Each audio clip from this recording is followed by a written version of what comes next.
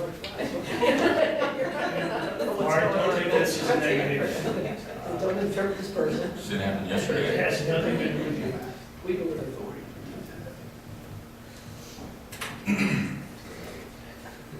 Yeah, we lost our quorum.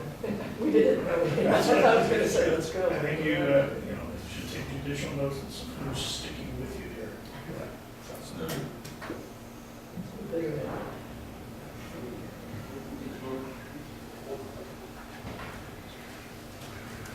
Size of my body. They lost my quorum. Did you do anything? We did. No, we conducted no business. Said pray for your safety, sir.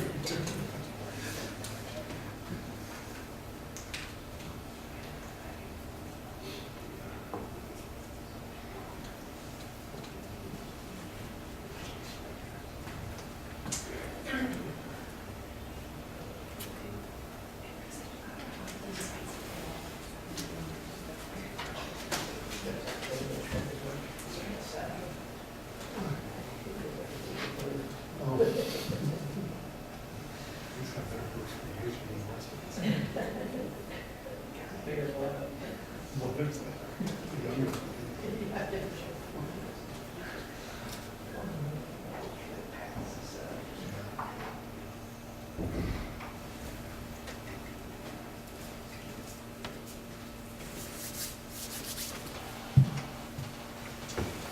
Okay, everyone back. At this time, I would like to go through the presentation that the National Demographics Corporation put together for us, and they are the demographer that we've been working with to develop our draft maps. This first slide this kind of discusses the process. The first process are the two initial hearings we had back in February, where we took in public input on what the public would like to see in a draft map, and that had to be done. We then developed draft maps and put them out on our website, and we are currently going through the two hearings required to get public input again on the maps that we've developed, and allow the public to introduce a map if they so chose to do so. Then after this, it would be followed by a third phase, which would be a final hearing and an adoption of one of the draft maps. That could happen in the next hearing that we hold, or it could be in a hearing after that.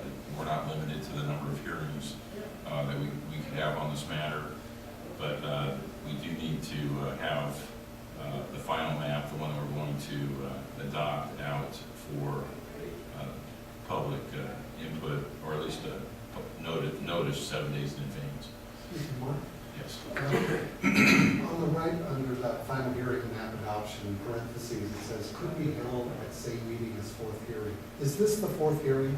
Yes. But we are not taking action today. So that statement is not applicable for us. No, it's just, Correct? it could happen, and that's all it's We're not really. doing Right. that. Great, thank you. Actually, we have a lot of flexibility going forward as far as meetings and hearings. Thank you. And then in 2020, we would have our first election by division, and there would be two divisions or two seats up for re-election. Immediately following that, or in 2020, there would be a census. In 2021, we would have the results of that census, and if necessary, adjust the map so that the population is accounted for, and any other adjustments at that time could be made. And then in 2022, we would have the remaining divisions. There would be 3 out of 5 divisions up for election in 2022. Basically, there are 2 sets of rules or goals. There's rules and goals for this process. The federal laws have to be followed, and one is equal population. A population must be equal within the 5 districts within a couple of percentage points. There's not a lot of latitude there. We need to follow the Federal Voting Rights Act. There's no racial gerrymandering, so with the data that's provided with the census, you could basically go block by block and know you could create a district that followed, only race. That would be the only factor that you would be following, and that is not allowed. It can be one of the, it has to be one of the factors, but it's not the primary factor. What they're more concerned about is the community that surrounds those blocks. So that you want to make a community whole. You don't want to divide communities, so there's no gerrymandering. Then on the right side, the table with traditional redistricting principles, those are goals.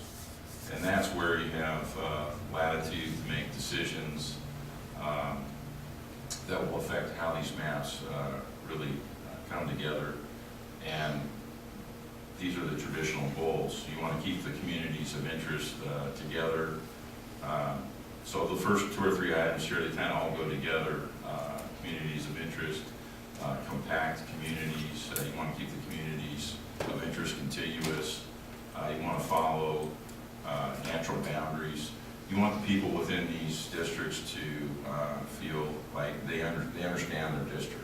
It's not gerrymandered to the point where they can't figure out what district they're in.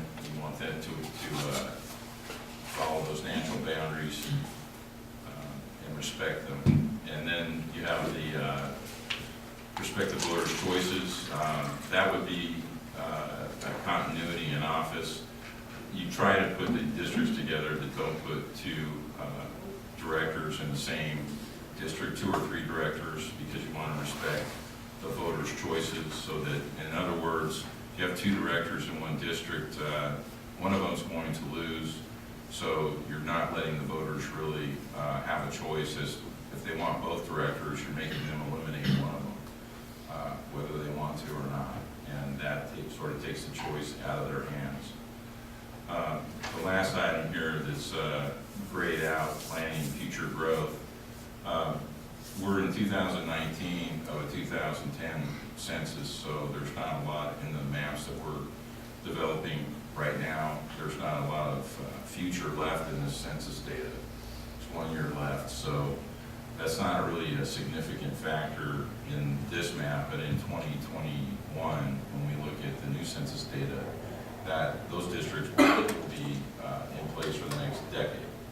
And so you kind of want to see what the growth trends are, and you want to build those, bake those into your decisions about how those lines are going to look. I'm going to pass the presentation off to Ashley for a few slides, and then I'll come back for our actual draft maps. Thank you. So this map shows the entire boundary, statutory boundary for Desert Water Agency. In purple are the cities, and then in its green-gray color, Whitewater and Desert Edge are census designated places. And then, of course, outside of those areas are population that is in unincorporated areas that are not labeled by the census. But of course, those populations are accounted for both overall within the number that's listed, 89,317, and then within each of the divisions. We also went through the exercise with NDC of looking at where the Latino population concentrations are. The thing that he wanted to note was that the Latino group was the only one that had significant concentrations that we were to look at for the purposes of this study. And you can see that it's a bit spread out, but there are some concentrations. You can see in the Dream Homes area there's a little bit, and then quite a bit up in the Desert Hot Springs greater area. And one of the goals is to keep those communities together, and we are required to have a majority Latino seat as a result of this process, and all of the maps that were developed achieve that goal. So when it comes to defining the communities of interest, we want to ask the public how they define their own community. Is it a neighborhood as labeled by the One Palm Springs organization? Is it an area around a park? Is it, how is it defined in their mind what their neighborhood is? And then the other question that we want to ask those folks is, for their community of interest, do they prefer to all be together so that they can pool all of their voting power and have one representative from their group that's accountable to them? Or do they want to have their community of interest perhaps split so that they can have more of the board that is accountable to them? So that's something we hope to hear from in the public discussion today. We have some sample maps that we've reviewed in the past. These two examples are fairly straightforward, compact maps. You've got some cities that are a little bit funny shaped, but within those cities, it's quite clear cut, accounting for population, of course. And then we've got these examples that achieve some policy goals on this slide. Pasadena in the left, you'll see the Colorado Boulevard is marked. That's the downtown area. They wanted to ensure that everyone on the city council had some level of accountability for the downtown area and had some vested interest in revitalizing it. On the right, you see Central Unified. That's a school district in the Fresno area. They wanted to ensure that parents had at least 2 board members for every school, so that if a parent had an issue, they had options about who to take it to, or they could take it to both of the representatives. And then on the bottom there, you see South Pasadena. The boundaries there were really based on neighborhoods and making sure that neighborhoods had multiple representatives. And then back to you, sir. Okay. So Ashley just gave a pretty good example of maps that were done based on policy, some that were based on regional communities and neighborhoods, and we have a combination of, or we have maps that represent each one of those viewpoints, and kind of a combination. The first map up here is draft map A, which I would say is more policy driven map. It's not built around traditional community boundaries. It's sort of trying to balance the north and south areas and try to make equal representation in both areas as we go around through the Whitewater area. And then in the lower left-hand corner, we have the proposed election sequence. In 2020, we would have 1 seat vacant.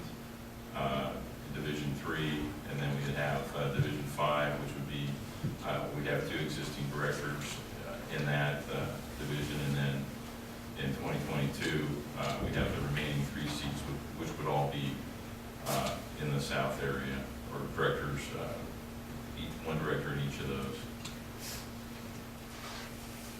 Map B is kind of a combination of, I would say, a policy map and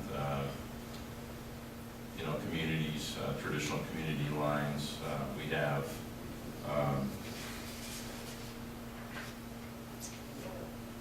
Division 2, which is entirely in the north, and Division 3 and 1 that are kind of equally in the north and in the south, and 4 and 5, which are completely in the south.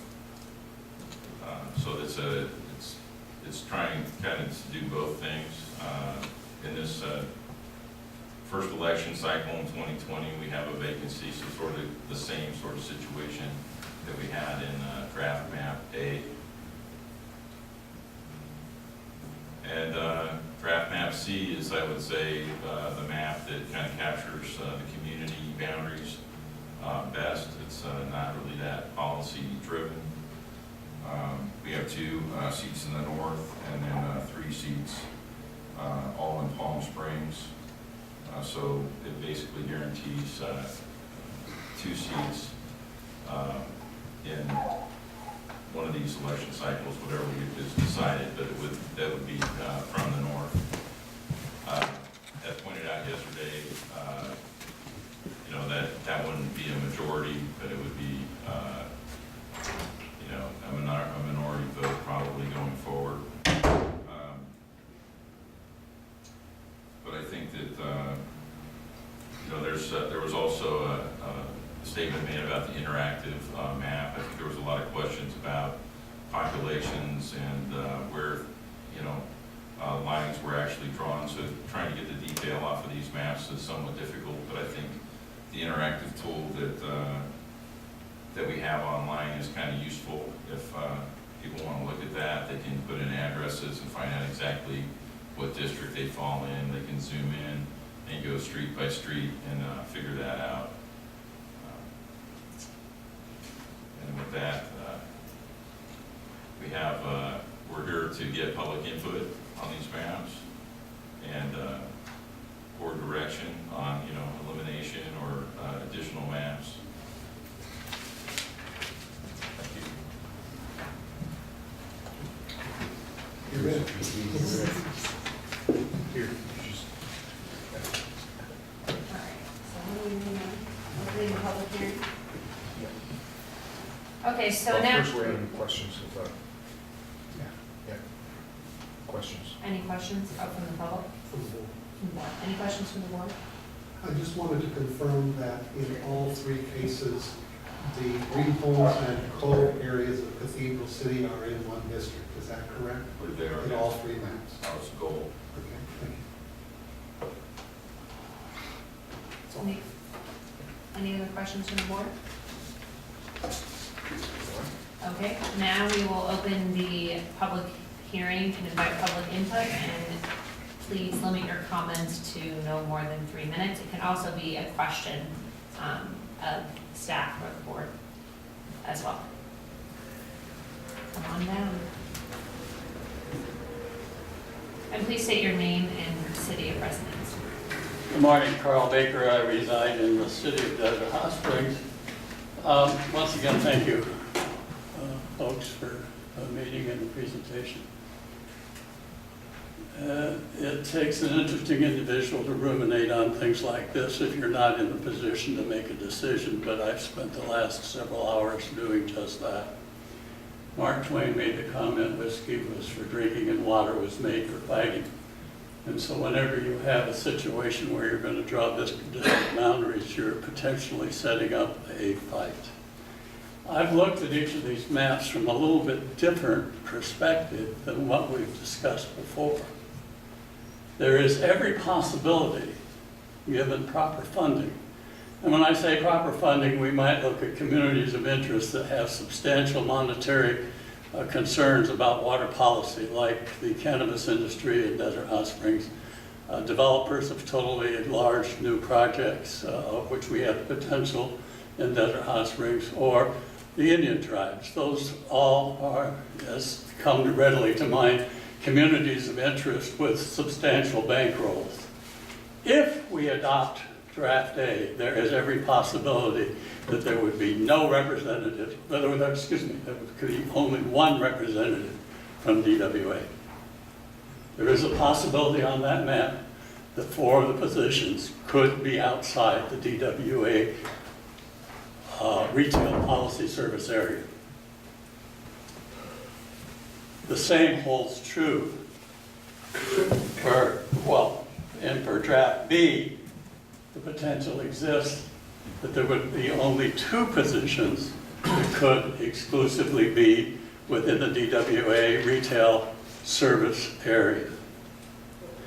Now, I think this is also another interesting, unique thing that I haven't heard brought up before in any of the conversations, and that is within the DWA policy area is established for the management of the groundwater basin, which includes MSWD, the city of Desert Hot Springs. There are also areas of CBWD retail service in that area. That is kind of unique to have 3 retail agencies within one overriding policy area for the groundwater. So that gives us down to map Draft C is the only one that gives, and as the manager probably stated, is the only one that really crystallizes a map based upon communities of interest more than anything else. The beauty or the disadvantage of map C can be the fact that there would never be a majority outside the DWA retail service area. Once again, I would urge the board to seriously consider a compromise situation where there is a board specifically for DWA retail and a board for the DWA policy, or groundwater policy management map, which is the much larger map. Thank you. Next speaker, please.